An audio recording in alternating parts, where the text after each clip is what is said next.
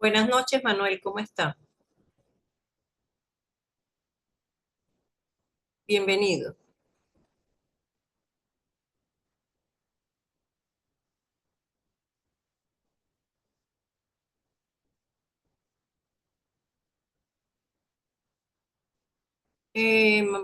Hola, ¿cómo está Manuel? Bienvenido, le decía. Bienvenido a la clase.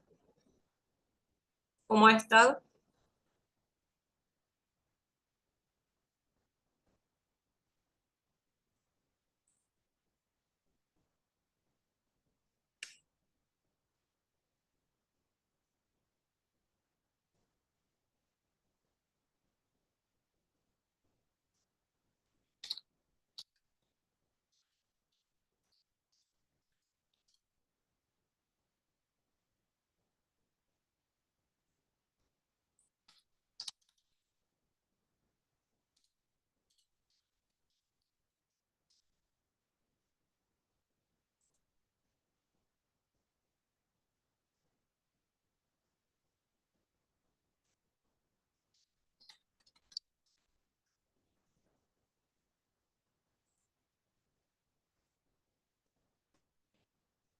Bueno, Manuel, vamos a empezar la clase entonces. La clase del día de hoy. Primero vamos a, como siempre, compartir la pantalla y vamos a ir conversando un poco acerca de el contenido.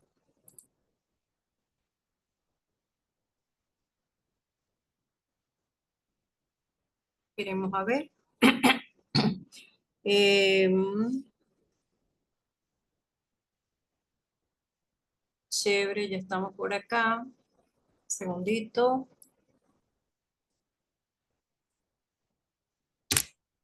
Bien, vamos pues a dejar el soporte primero y luego empezamos la clase.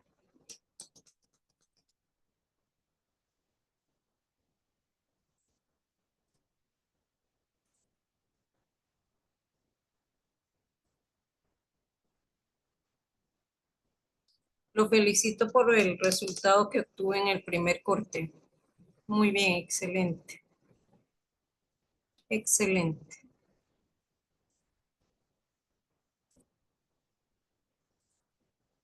Me alegra mucho, de verdad que sí. Ya.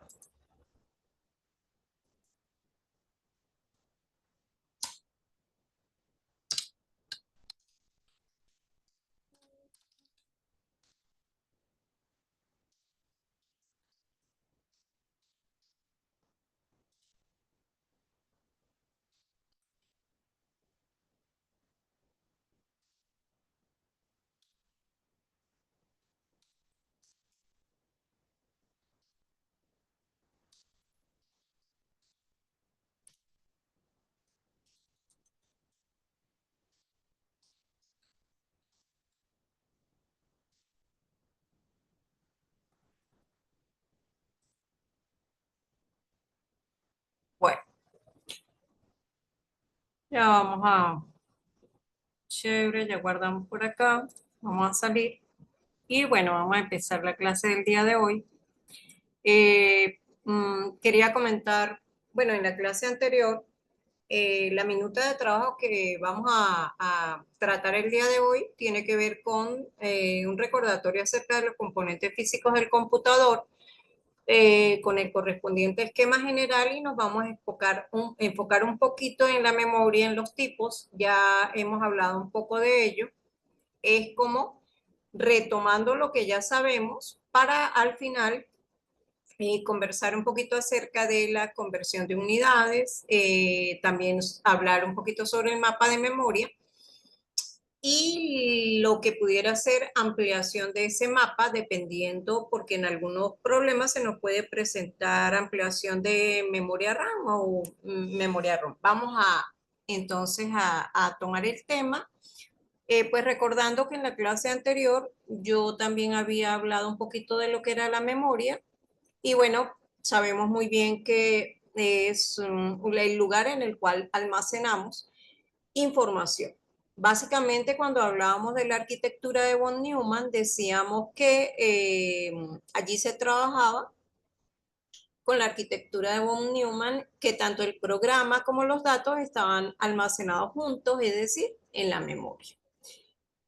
En este sentido, pues la clase de hoy nos recuerda que básicamente tenemos dispositivos de entrada y salida. Anterior a ello, cuando ustedes tuvieron las evaluaciones del primer corte, hablábamos de estos subsistemas que pudiéramos realmente resumir, como lo hice en la clase anterior, que era la última del primer corte, entre subsistemas que eran memoria, CPU y dispositivos de entrada y salida. Pero acá lo podemos tener un poquito más detallado, sabiendo que esa memoria central o principal se divide en unidad de memoria RAM y unidad de memoria ROM.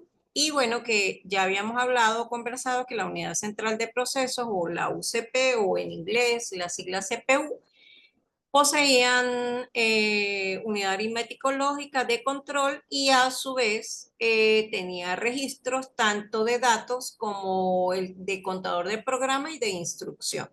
Y que para establecer entre la unidad de control y, digamos, la ejecución de cada una de las instrucciones de un programa, necesitamos un reloj, así como otros elementos. Y a su vez, recordar que estos subsistemas se conectan a través de dos tipos de buses según la información que maneja, el de dirección, el de datos y el de control. Esto es como un resumen de lo que anteriormente habíamos visto, porque aquí podemos ver que tenemos detallados los dispositivos de entrada y los de salida. Bien, entonces vamos a comenzar por básicamente ver las figuras. Ahí tenemos un módulo de memoria, ¿verdad? Y bueno, ya tenemos que muy bien definida la memoria como aquella que consiste, obviamente, que de componentes electrónicos en los cuales nosotros podemos almacenar información y esa información puede ser un programa o un conjunto de datos, I/O, ¿no? I/O porque puede ser las dos a la vez, dado que si yo tengo un programa y él tiene un conjunto de instrucciones, y ejemplo, yo tengo una instrucción suma o resta o multiplicación, necesito saber cuál es el valor de los eh, operandos, es decir, de los datos, porque necesito saber tanto el operador matemático quién es, que en este caso eso me lo va a decir la instrucción a través de su código de operación, que sería un add, por decir algo, y convertido a binario, pues tiene, dependiendo de la tabla y del procesador que se maneja, pues tendrá una secuencia de ceros y unos muy específica. Lo cierto es que la memoria, por lo general, como lo habíamos visto antes, eh, se encuentra inmersa también en la tarjeta madre, ¿sí?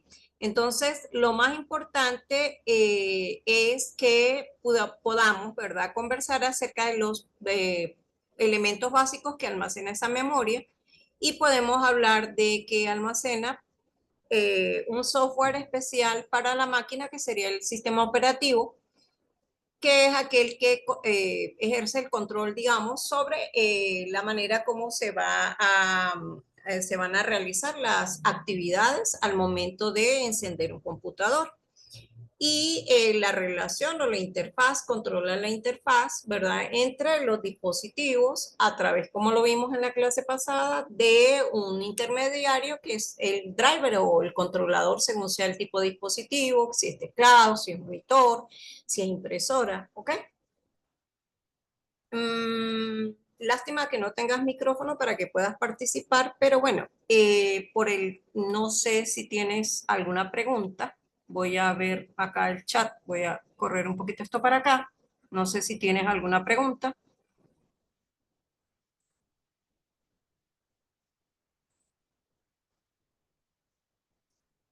Chévere.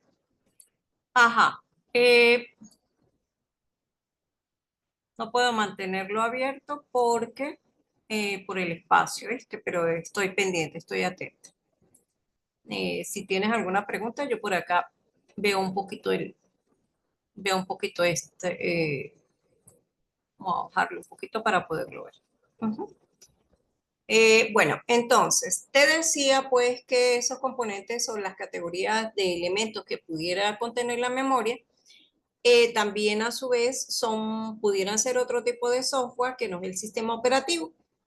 Y ya habíamos hablado de que contenía también datos. Bien, ahora vamos a ver que rápidamente, como antes lo hemos visto, digamos que me parece muy visual y muy rápido de ver esto para que me pueda clasificar a los tipos de memoria. Porque sabemos muy bien que en anteriores clases hemos visto las características de la memoria RAM y de la ROM, ¿verdad? Sabiendo que una es volátil y la otra no, es decir, que una almacena temporalmente la información mientras que la otra la hace de manera permanente, por eso se le llama ROM, que es solamente de lectura. Sin embargo, la memoria RAM me sirve para almacenar también datos, porque puede ser que cuando yo esté ejecutando un programa y yo necesite almacenar el resultado, pues él va a quedar, temporalmente allí en memoria RAM.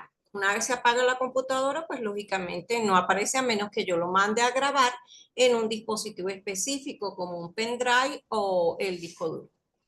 Ajá. O dentro del programa tenga un array, un arreglo o una estructura, una base de datos específica. Bien, entonces podemos ver claramente que dentro de la memoria no volátil encontramos tanto la memoria ROM como la memoria flash, la caché y la CMOS. Sin embargo, anterior a esto habíamos visto qué significaban las siglas de cada una de ellas. Aquí lo que hice fue colocar algunos módulos de memoria para indicarlo y aquí más adelante vamos a hacer una pequeña explicación acerca de cada una de ellas.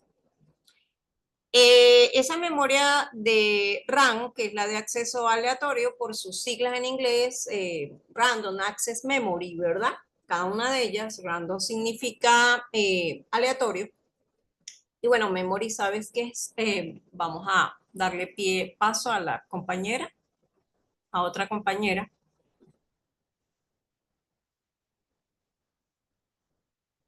Hola Viviana, ¿cómo estás? ¿Cómo te va? Bienvenida.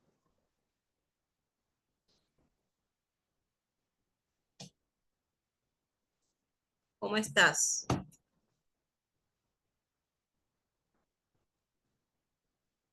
¿Todo bien? Estoy acá con tu compañero Manuel y estamos comentando acerca de un poquito más a fondo la parte de memorias y también recordando, ¿no? Recordando cosas que ya habíamos visto, pero hoy vamos a ser un poquito más específicos con ciertas cositas. Bien, entonces voy a seguir la clase. Bueno, hablábamos entonces que esa memoria RAM es una memoria volátil, ¿verdad? Y que, como habíamos dicho anteriormente, por lo general allí se carga el programa, las instrucciones y a su vez eh, los datos que van a manejar ese conjunto de instrucciones para que se puedan ejecutar, ¿sí? Eh, ¿Por qué se le llama de acceso aleatorio? Que eso es lo más importante, porque sencillamente en ella se puede tanto leer, realizar las operaciones lectura y escritura. Y eso se hace en una exposición específica de memoria, por supuesto. ¿Sí? ¿Por qué? Porque sencillamente depende de dónde estén colocados los datos y dónde estén colocadas las instrucciones. Más adelante vamos a ver el mapa de memoria y vamos a poder entender un poquito más esto. Aunque en la clase anterior también lo expliqué. Cuando nosotros hablamos de la memoria que es no volátil, es una memoria que es permanente. Jesús Ávila. Hola Jesús, ¿cómo está? Bienvenido.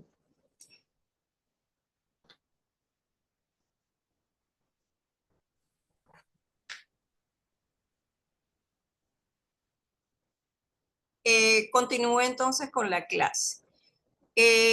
Decía pues que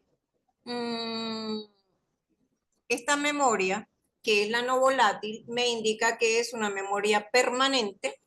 Y bueno, en ese caso tenemos a la memoria ROM con todas las subdivisiones que anteriormente habíamos dicho, pero básicamente vemos una, digamos, anexamos algunas cosas, como por ejemplo la memoria flash. La memoria flash es realmente un tipo de memoria ROM en la cual se le llama flash porque el tiempo de borrado es muchísimo más rápido y de reprogramación. Por eso se le llama flash, ¿ok? Porque allí influye el tiempo de reprogramarla y de borrarlo. Es decir, que es mucho más rápido. En cuanto a la memoria caché, habíamos dicho que era una memoria que era mucho más rápida que la memoria principal, pero básicamente, y pues también habíamos dicho que se colocaba entre la CPU y la memoria principal. ¿Por qué? Porque ella sirve como un auxiliar a la memoria principal y allí se van a almacenar datos que se van a estar utilizando constantemente. En cuanto al CMOS, ¿qué significa? Es aquel que como tal es un chip que tiene poco consumo de energía para que me permite mantener los datos. Y él puede funcionar estando el ordenador apagado, pero eso ¿por qué motivo es? Porque allí funciona la pila, una pila que es recargable y él puede estar, y estos dos están en la placa base, entonces quiere decir que esa CMOS va a estar activada, aun cuando el computador esté apagado. No sé si tienen alguna pregunta. ¿Tienen alguna pregunta?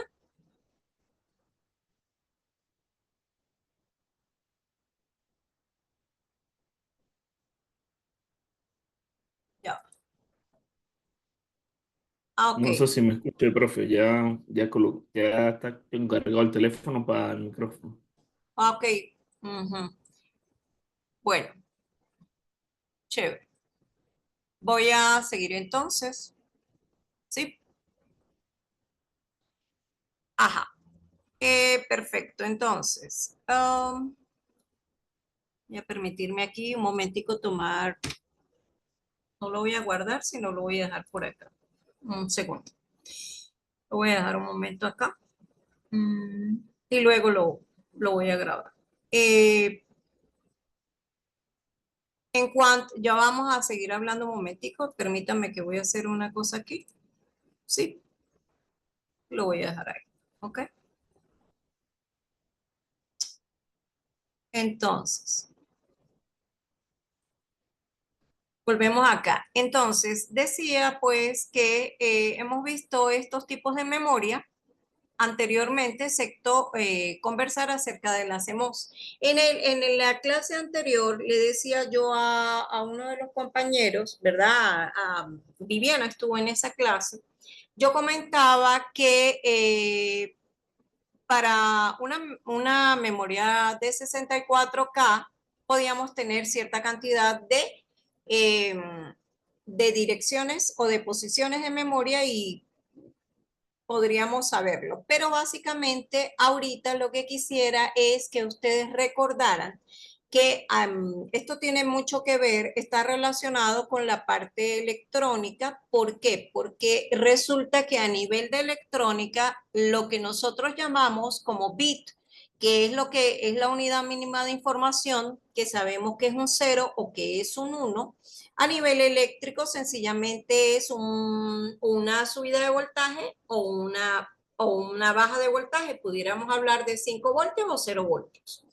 Y si nosotros tuviéramos, sabemos muy bien que la memoria se emplea para almacenar información. Entonces, si nosotros tenemos en la parte de el bus de datos, porque sabemos muy bien que manejamos bus de datos, bus de dirección y bus de control. Si tenemos un bus de datos, en este caso va a tener 2, 4, 6, 8 bits. Y si ese bus de datos me está almacenando una cantidad que es 10110000, para yo convertirlo a expresión decimal, lo que hago es, como lo expliqué en la clase anterior, que Viviana, usted estaba allí, yo di una explicación por el número 5, no sé si lo recuerda. Entonces multiplico cada uno de ellos por la potencia de 2. ¿Por qué por potencia de 2? Porque esto está en base 2 o binario. Entonces 2 a la 0, 2 a la 1, 2 a la 2. Para nuestro efecto y saber rápidamente qué número está representado, si quieren me dicen ustedes qué número está representado, por favor.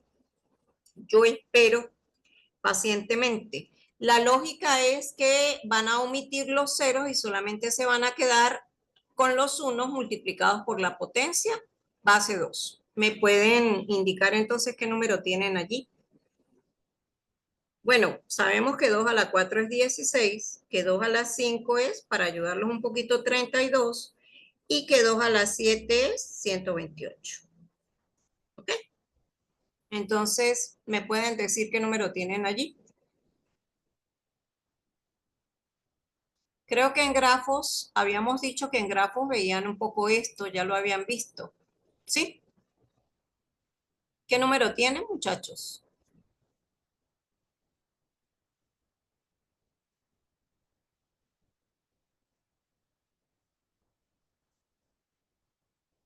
¿Qué número tienen allí? Si 2 a la 4 es 16, lo multiplico por 1, me da 16. 2 a la 5 es 32, lo multiplico por 1, me da 32. Y si 2 a la 7 lo multiplico por 1, recuerden que aquí en este ejemplo que les estoy dando solamente tengo 1, 1 y 1. Entonces al final lo que tengo que hacer es sumar 128 más 32 más 16. Sabemos que 128 y 32 me da 128, 130, 170, ¿verdad? Más 16 sería 100. 80, 160, 176. Bien, ese es el número que tenemos allí. Entonces, repito, 128 más 32 me da 160 más 16 me daría 176. Lo que quiero que visualicen es que en este caso estamos hablando de que tenemos un dato y el dato almacenado es esa secuencia de ceros y unos. Y que la longitud del bus de datos es de 8 bits. Entonces puedo tener almacenados 8 bits porque los volví y los conté 3, 6, 8. ¿Alguna pregunta?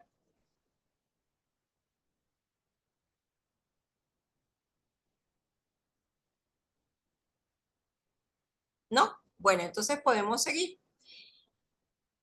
Muy importante también recordar que S0 o S1 a nivel de voltaje me indicaría un encendido o un apagado si yo lo hubiese conectado a un LED, ¿sí? O a una luz específica, pero a su vez me indica un valor de voltaje que puede ser 0 voltios, 5 voltios. Y bueno, también tenemos que ver que no solamente podemos almacenar números, también podemos almacenar cadenas o string, pues, lo dije en inglés, cadenas quiere decir palabras. Y aquí tenemos un ejemplo utilizando también 3, 5, 8 bits, como se ve aquí. El total de bits que estoy utilizando son 32. Tengo un bus de datos, vuelve a ser de 8 bits. Y estamos almacenando hola. Quiere decir que la H, la O, la L y la A la vamos a convertir en secuencias de ceros y unos. En algunos computadores, para hacer más fácil las secuencias cuando son muy largas, ¿ve? Cuando el bus de datos es muchísimo mayor de 8 bits, entonces van a trabajar con el código hexadecimal, pero en este caso les quise dejar este ejemplo que me parece interesante. Y bueno, también pasar a conversar un poquito acerca de las unidades de medida, como lo dije al inicio de, de la minuta de trabajo. ¿Hasta ahorita tienen alguna pregunta, jóvenes?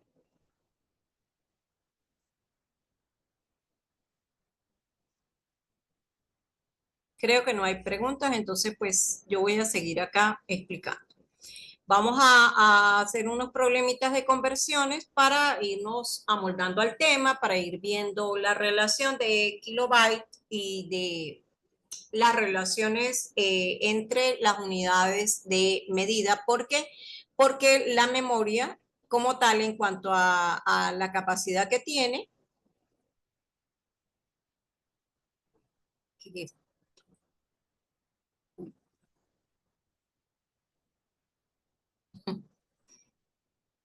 Dios.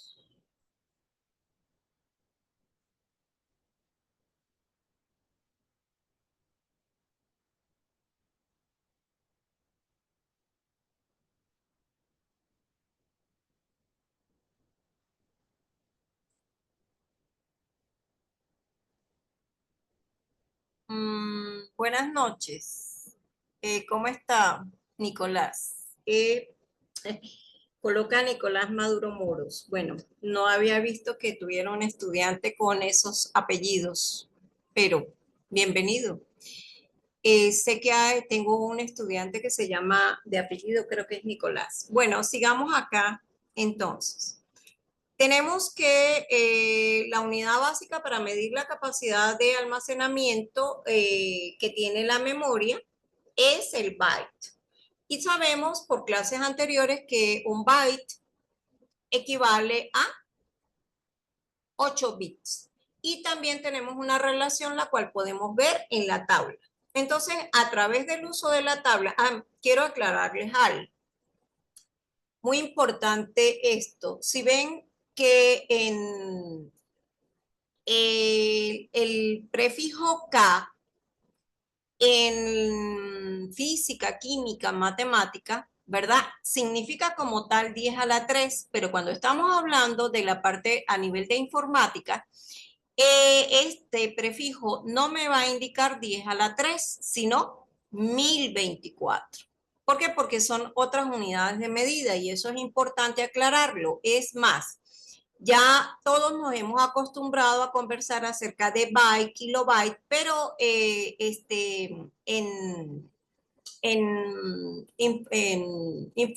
digamos, en electrónica, en la parte electrónica, para evitar esos errores, lo que pasa es que ya la gente se amoldó a usarlo como tal, como venía en el otro lenguaje, que era kilobyte, se le llama kilobyte. Entonces, como digamos, por cuestiones de practicidad, digámoslo así, porque ya se ha acostumbrado a manejarla acá como kilo, pues se dejó de esa manera. Pero es muy importante que tomen en consideración que en este caso este prefijo K no va a significar 10 a la 3, sino 1024 y que se está trabajando en binario, no en potencia 10, porque estamos trabajando con representación de datos y de información en lenguaje de máquina, que por lógica utilizaría dos elementos que son o 0 o 1. No sé si tienen alguna pregunta al respecto. O si quieren colaborar con otra información adicional que ustedes conozcan.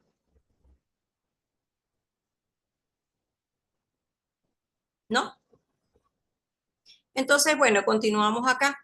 Tengo un problema sencillamente de conversión. Me dice que eh, quiero convertir 8 kilobytes a, a bits. Entonces, ¿qué hacemos? Sencillamente manejamos la tabla. Aquí vamos viendo que un kilobyte vale 1024 bytes. Y por definición, sabemos muy bien que un byte equivale a 8 bits, que equivale a una palabra. Entonces, ¿qué tenemos que hacer?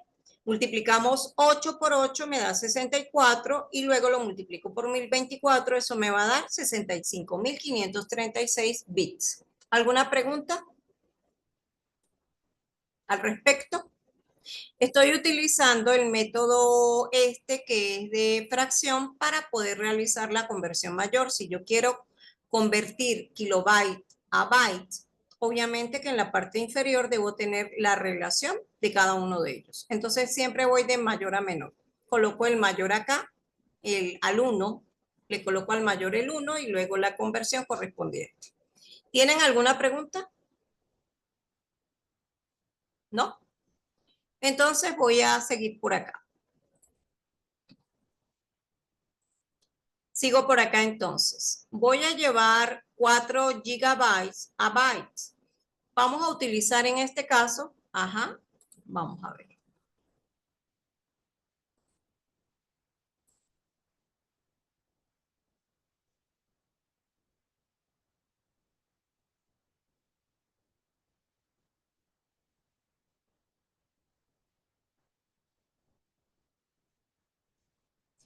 Bueno, entonces seguimos. ¿Bien? Si usted está utilizando la tabla y yo estoy utilizando, en este momento voy a utilizar potencias, Manuel, voy a utilizar potencias base 2, ¿ok? En el próximo problema. Entonces, podemos ver acá que quiero llevar 4 gigabytes a byte, pero utilizando potencias 2. Entonces, uso la tabla, me paro en gigabyte, veo que equivale a 1024 megabytes. Esta es la primera relación que tenemos aquí, o el primer factor de conversión. Pero después sé muy bien que un megabyte vale 1024 kilobytes y es lo que están viendo acá. Y a su vez que un kilobyte vale 1024 bytes. Vuelvo a trabajar con las relaciones entre ellos y voy eliminando gigabyte arriba con gigabyte abajo, megabyte arriba, megabyte abajo, kilobyte arriba y abajo, byte arriba y byte abajo, hasta llegar que un byte tiene 8 bits. Posterior a ello, lo que hago es multiplicar 4 por 1024, por 1024, 1024 por 8.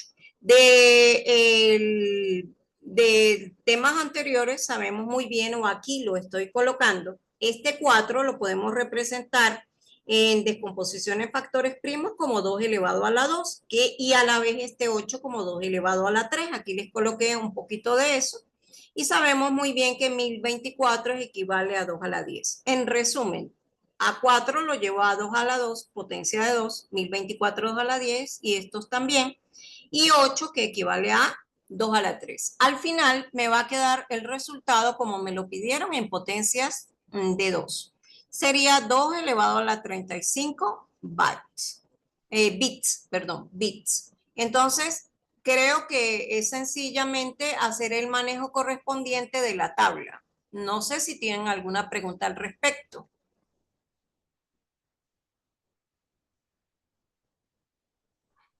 No, sigamos. ¿No? ¿Todo bien? Y bueno, vamos a dedicarnos un poquito más porque nos queda poco tiempo. Cualquier cosa, si se me acaba el tiempo, yo me vuelvo a conectar, ¿ok? Para terminar esta última parte. Aquí voy a hablar un poquito acerca de la capacidad de memoria. Vamos a correr un poquito para acá para que lo vean más claro. Sabemos muy bien que la capacidad de las memorias comerciales tiene que ver en cuanto a la cantidad total de bytes que puede almacenarse en la misma. Entonces vamos a ver algunos ejemplos.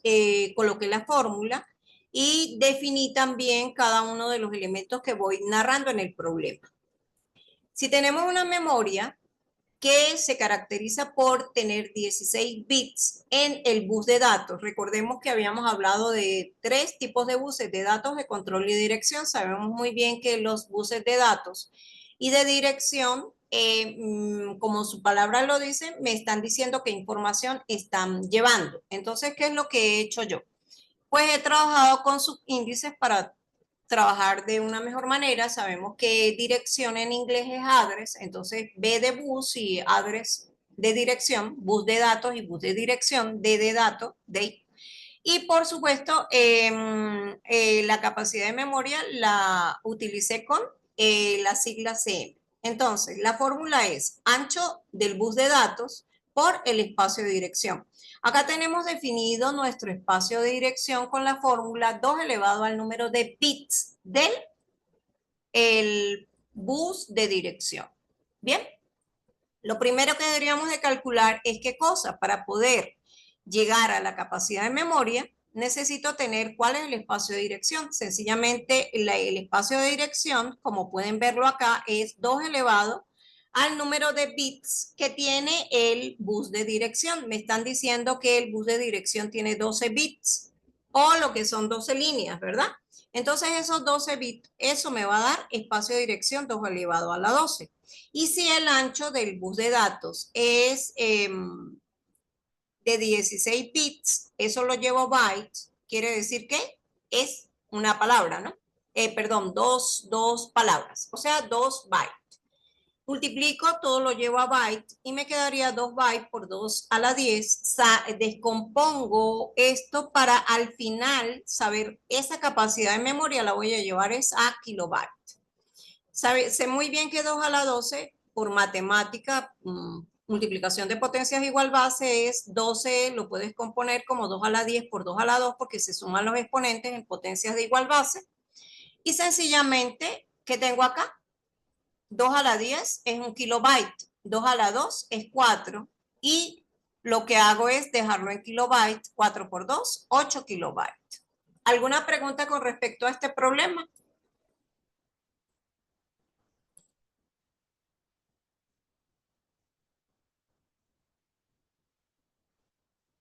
Eh, Es que las presentaciones, Manuel, usted me está haciendo una pregunta. Las presentaciones, yo sencillamente las elaboro yo misma y para eso es la clase como tal.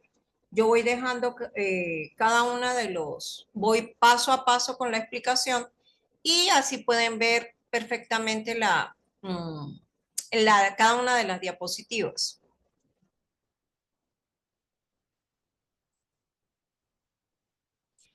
Eh, voy a, voy a seguir acá porque, como les digo, la clase queda grabada y allí quedan grabadas, por supuesto, en pantalla quedan las diapositivas.